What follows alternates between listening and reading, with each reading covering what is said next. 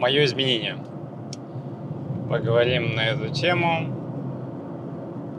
Изменился ли я, что я чувствую, или все по-старому, как я вижу вообще весь этот мир, себя окружающий.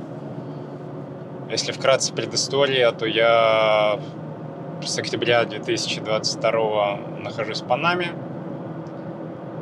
Потом в 2024 я из Панамы уехал на машине в начале августа. И сегодня у нас уже на момент записи этого интервью, подкаста, по-разному можно называть, середина августа 2025 года. Гватемала. То есть я из Панамы добрался до Мексики, развернулся и сейчас в Панаме. Так вот, это движение, которое я сам себе выбрал, я оказался в Панаме, долго не понимал, что вообще там делать. Что-то это не мое, сидеть в одном месте, в такой маленькой стране, не понимая дальнейших действий и как вообще свою жизнь-то строить, менять и все прочее. Панаме я тоже оказался не просто так, это можно вернуться, там целая длинная история. Здесь я сейчас это затрагивать не буду. Так вот, про изменения в течение года моего движения, а движение я называю это не просто движение, я еду, баранкой кручу там, и все. Здесь поспал, там поспал, сфотографировался на океане, покупался и поехал. Нет. Движение для меня это путь изменения. И изменение у меня происходит в моменте ощущения чего-то другого, которое я не щупал, не чувствовал, не понимал. Потому что можно жить в своем пузыре и не понимать вообще совершенно окружение. Как в небоскребах живут большинство, и все, и чик, настройка одна, и по этой настройке проходит вся жизнь. Максимум, что настройка меняется где-то потом, что ой, а что-то как-то, что так жить, может домик купить на берегу какого-то океана, там, какой-то страны, и там закончить свою жизнь. Но по факту человек не жил. Потому что он все делал ради удовольствия, денег, где-то кто-то власти, какие-то там достижения, если поставил и достиг их. И это потом в конце жизни берется так и сливается. Так вот, мои изменения в том, что я увидел после России, после Москвы особенно, где полное движение власти, страсти, пошлости. Бери, не хочу. И чем больше ты возьмешь, тем больше ты начинаешь в этом болоте, скажем так, тонуть. И без разницы, сколько у тебя денег, да хоть там миллиардер, но ты все равно тонешь. По крайней мере, я ощущал это, что я тону. Так вот, увидев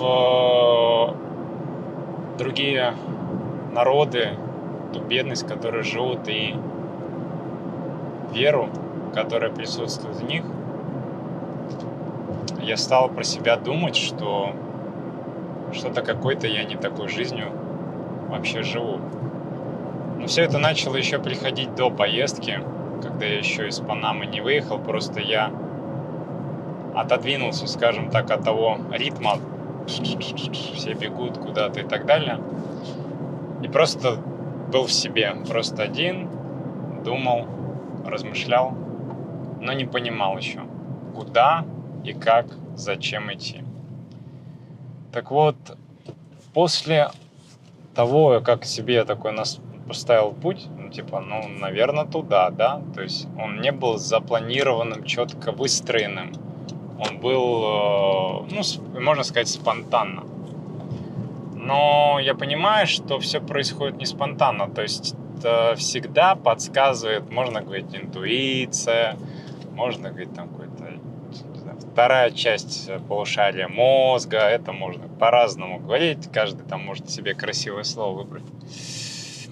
Но я считаю, что всегда подсказывает душа, которая есть у человека. То есть человек, который физически родился на этой земле, она у него присутствует. Иначе бы жизнь ему не была дана, этому телу. И когда имеется душа, она может быть в зачатке, вообще в таком маленьком, да, и не раскрыться за весь промежуток жизни. А может у кого-то там сразу такая прям как орех, у кого-то вообще как арбуз, к примеру. Я просто, чтобы понятно было по размерам. И это визуально даже видно про тех людей, которых там в интернете и в телевизоре можно увидеть. Бах, такой рождается маленький ребенок, там вообще говорит. Люди в этом возрасте говорить не говорят.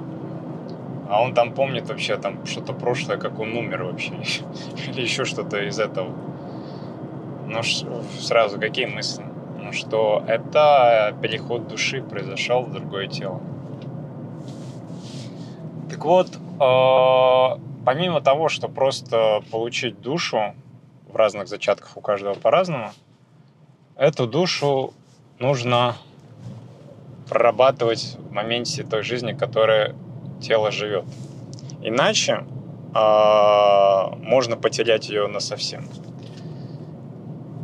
Потому что мрак, который нас окружает вокруг, он всегда с каждым разом просто колоссально увеличивается, чтобы поглотить эту душу. И первое, не пробудиться этой душе. Второе, затоптать ее. Третье, не дать вообще ей родиться еще раз. Потому что если душа не была пробуждена, либо не работала, в зависимости от разных просто потоков, она может, первое, либо быть уничтожена, раствориться в энергии для питания Земли, либо попасть в ад.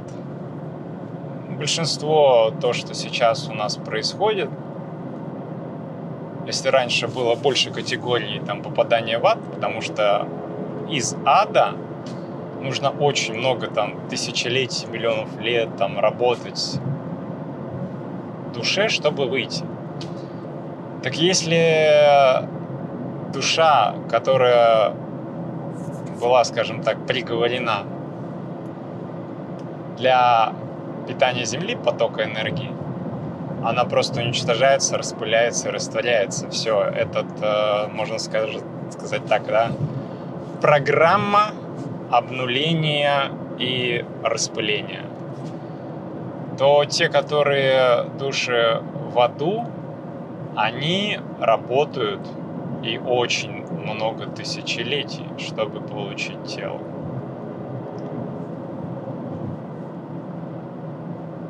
Еще бывают случаи, что душа не сразу получает тело. То есть, когда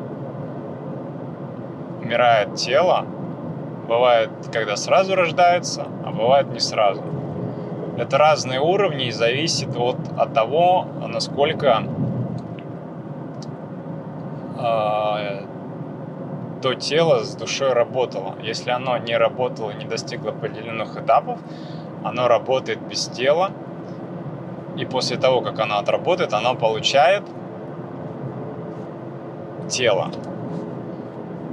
Если оно не ценит моменты и не действует по...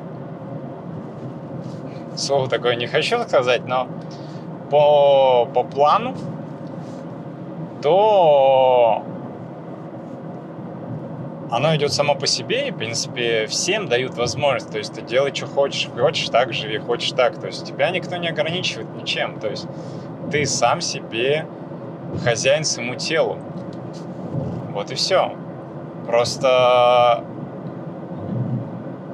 чтобы это понять, чтобы вот это ощутить, то, что я рассказываю, это нужно сначала включить веру.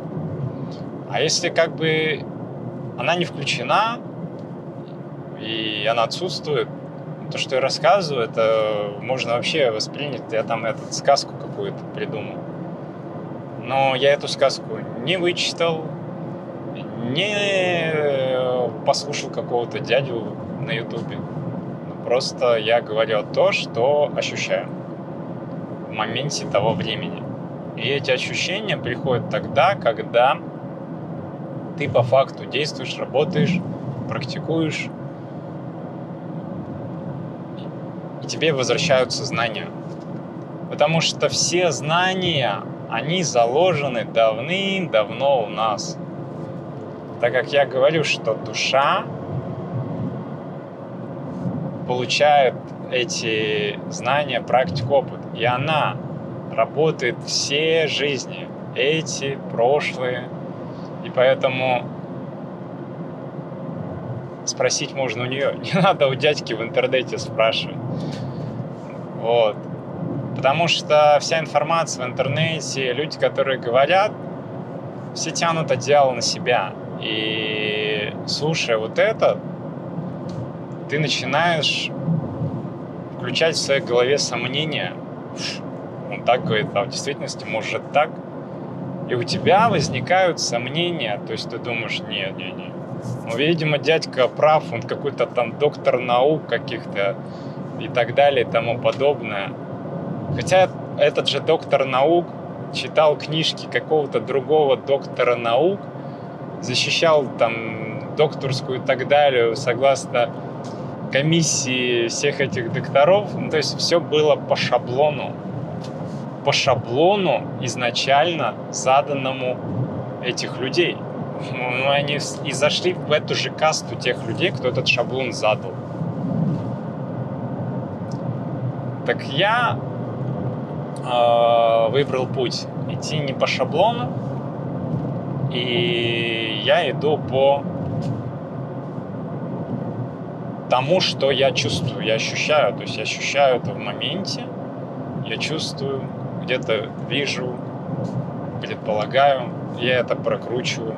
Я не смотрю YouTube, то есть я вначале смотрел там что-то туда, я вижу, что там просто идет программирование, там стирание разума идет полноценное.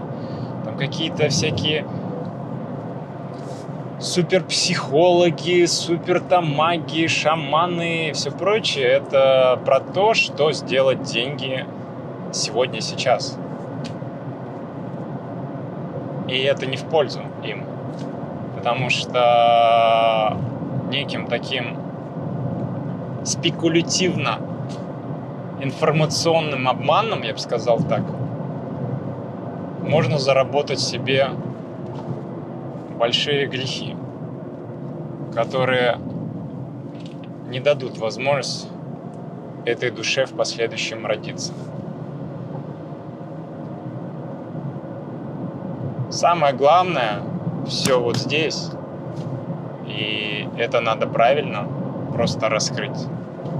Мое движение — это раскрытие меня самого, ни больше, ни меньше. А все знания, которые я получал в институтах, разные, бизнес-образование, юридическое образование, это шаблоны, которые позволяют, да, жить в мире, в котором мы на сегодняшний день находимся. Где-то получить профессию, заработать денег и так далее. Но это временно. Все это временно, пока мы здесь. А дальше другая дорога. Она намного длиннее и тяжелее. И если к ней не подготовиться сейчас, ее можно не пройти. Упасть можно быстро. Потому что при таком бытие, в котором мы сейчас находимся, люди теряют себя, теряют свою душу. Они растворяются в этом разврате, проституции, алкоголе, власти, но самое главное — эго. Эго, которое съедает человека и говорит: я крут, я там имею власть, я имею деньги, я имею это, и давай, и он по этой лестнице тем самым убивает свои будущие возможности.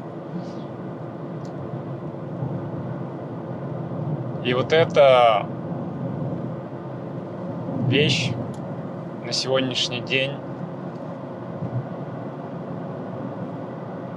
нужна каждому. Нужно, главное, поверить, хотя бы себя частичку изменить и дать возможность на следующую жизнь. Иначе эта возможность будет полностью уничтожена сейчас, и ничего больше не увидеть. Поэтому сегодня, я считаю, идет как раз истребление человечества, потому что очень большие потоки, как я говорил, уходят в энергии для подпитки Земли, потому что Земля очень сильно, планета испорчена человечеством, и она требует питания. Поэтому куча выходит всяких землетрясений, вулканов, извержений и всего прочего. Это для того, чтобы люди осознали, проснулись. Только через уничтожение может быть новое рождение для человечества сегодня. По-другому человечество не верит, не понимает, да и не хочет просто. Живет в моменте сегодня, сейчас. Кайфуем, пока живы. Вот такой лозунг. И это главная беда сегодняшнего времени. Я не хочу жить вечно, только боюсь умирать. Знаю, что все конечно, но не могу не кричать. Я не хочу все знать, но у меня есть цель. И